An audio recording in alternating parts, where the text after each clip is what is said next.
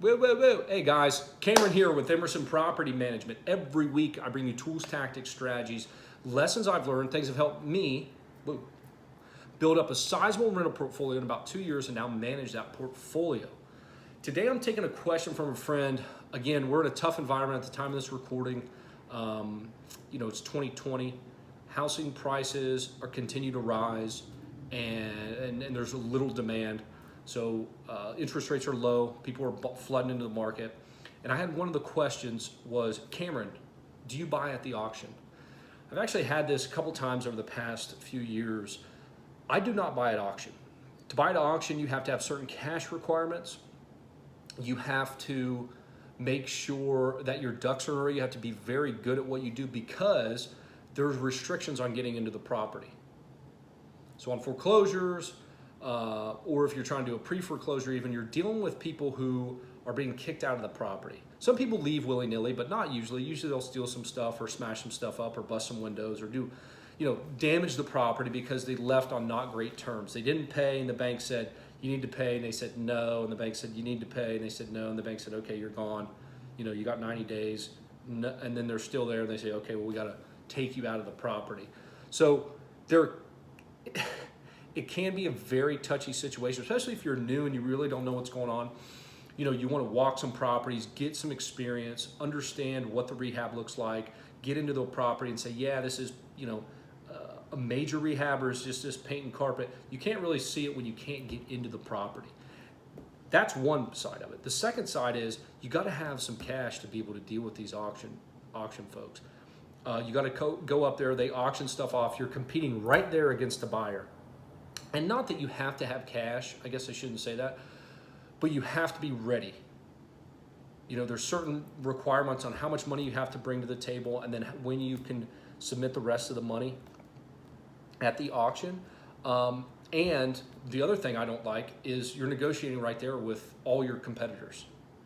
So when I was buying a lot of houses, I'd walk in, I'd sit down with the seller, I'd give them the spiel, here it is, here's my contract, here's the price, boom, here's your paperwork. Here, if you're ready, I can cut you these checks, mail this in the title company, and we can get started right away. Well, I don't know, I want to think about it. No problem, I understand. If something changes your mind, I'll follow up. You talk it over with the missus, I'll follow up the next day or so, and then, you walk away. Could you imagine being at the table and I'm saying, hey, I'm going to give you 70 grand for this property, and somebody your competitor sitting right next to you and says, yeah, I'll give you 72,500 or 75. That's what it's like at the auction. It's a bunch of people sitting around and you're going, I will take 100. They're going, I'll take 105. I'll take 110. And they just go back and forth. Highest bidder, done. You're gone. So it's like, there's no emotion in that. Whereas you build a relationship with somebody and you're like, I would always tell people, hey, I live here. I live in Katy. We're in Houston. And I'm just trying to buy some rental properties for myself. For a portfolio, and it's just me. I'm not some big massive company. Some companies do this and they put out a bunch of offers and they never end up closing. I will close. I do what I say I'm going to do. You can talk to our other clients I've had, and if not, I totally understand. If you want to sell one of the big box guys, they'll come in. I don't know them. They may or may not buy it. I don't know what they'll do. If they'll wholesale, they'll flip it. I don't know who you'll be dealing with, but I live right around the corner or right up the street. And that relationship that you can build with somebody would result in deals. I got deals and bought properties lower than what some of my competitors were. I bought a property $10,000 below what somebody else did because she said, I liked you. You seem to have your stuff together. Are you ready to go? And I said, absolutely. Our price, we'll rock and roll. And called me back and told me what they had offered. Didn't ask me to even come up. Didn't say, hey, can you meet that price? Didn't even ask me. Just said, hey, they offer this, but you seem to know your stuff. We got a little bit better feeling from you. Boom. You can never do that in auction. You never get the opportunity. You're dealing with a judge.